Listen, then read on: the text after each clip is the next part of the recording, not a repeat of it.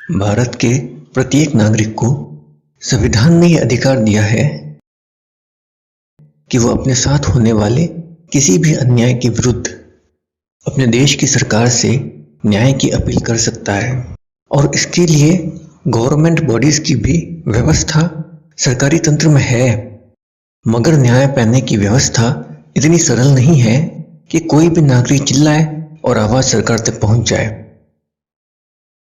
न्याय पाने के लिए कई लोगों के तलवे घिसकर घुटनों तक आ जाता है। पूरी उम्र गुजर जाती है। न्याय की उम्मीद रखने वाला व्यक्ति स्वर्ग सिधार जाता है और तब उसकी फाइल बंद हो जाती है।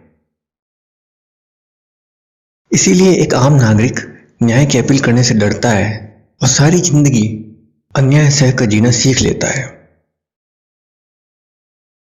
जब सरकारी तंत्र नाकाबिल नजर आता है तब कुछ गैर सरकारी निजी संस्थाएं आगे आती है।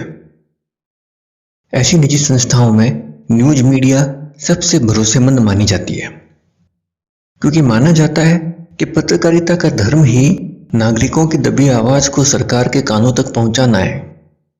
इसीलिए कई न्यूज मीडिया संस्थाएं शुरू होती है, मशहूर होती है और अपनी सफलता के अहंकार में उस आम नागरिक को भूल ही जाती है जिसकी आवाज को ऊपर तक पहुंचाना ही उसका धर्म था। क्या कभी किसी रिपोर्टर ने आकर आपका हाल पूछा है? आप भरपेट खा रहे हैं या भूखे पेट सो रहे हैं? किसी न्यूज मीडिया ने आकर आपको पूछा? नहीं। क्यों? निजी स्वार्थ और निजी अहंकार। सामर्थ्यवान मीडिया ग्रुप में हमने इस दर्द को समझा और पूरी टीम जुट गई इसका समाधान ढूंढने में। सैकड़ों सुझावों पर गंभीर विचार विमर्श हुआ। ग्रुप के प्रत्येक सदस्य के मन में आम आदमी के इस दर्द के प्रति संवेदनाएं और भावनाएं थीं, और इन भावनाओं के चलते ग्रुप के सदस्यों में आपसी गर्मा गर्मी होना स्वाभाविक था। लेकिन लंबे समय तक चली इस बहस के बाद हर सदस्य इस बात से सहमत था कि प्रोसेस सरल और बिना लाग लपेट वाला हो, ताकि छोटे से छोटे व्यक्ति की सामर्थ्यवान तक पहुंच हो। 4-5 साल के बच्चे के साथ भी अगर अन्याय हो तो वह सामर्थ्यवान तक अपनी बात पहुंचा सके। अब हमारे सामने सबसे बड़ी चुनौती यही थी कि न्याय के नाम पर सालों से ठगी जा रही जनता में यह विश्वास कैसे जगाया जाए, उन घावों पर मरहम कैसे लगाया जाए जो अब नासूर बन चुके हैं, उस सोई चेतना को कैसे जगाया जाए जो सालों पहले दम तोड़ चुकी है। सामर्थ्यवान के लिए यह एक ऐसा मोड़ था जहां इसके किसी भी सदस्य के पास कहने को शब्द नहीं थे। इसीलिए कुछ देर तक सभी सदस्य सांस थामकर आत्मचिंतन करने लगे। मुद्दा था भी इतना संवेदनशील कि अगर जरा सी भी जल्दबाजी की गई तो हम हमेशा के लिए जनता का विश्वास खो बैठेंगे। तभी एक सदस्य के मुंह से उस खामोशी को चीरते हुए यह देवीय शब्द निकले, क्यों न हम घर घर जाकर हर व्यक्ति से पूछें कि उसे कोई परेशानी तो नहीं है। इस वाक्य के साथ ही फिर ग्रुप के सदस्यों में विचार विमर्श होने लगा। कुछ इस विचार के समर्थन में थे, कुछ इससे सहमत नहीं थे और कुछ असमंजस में थे। मगर कुछ देर की बहस के बाद सब ये सोचने लगे कि इसे कैसे किया जाए।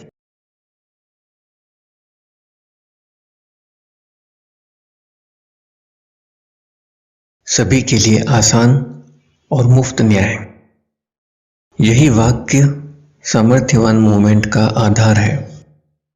यही इस मूवमेंट की आत्मा है। आप भी इस मूवमेंट के साथ जुड़ सकते हैं और अपने साथ हो रहे किसी भी अन्याय की जानकारी सामर्थ्यवान को दे सकते हैं। और इसके लिए आपको किसी लंबी और परेशान कर देने वाली प्रक्रिया से गुजरने की कोई जरूरत नहीं है। एक डेस्क से दूसरे डेस्क और दूसरे डेस्क से तीसरे डेस्क तक दौड़ लगाने की जरूरत नहीं है।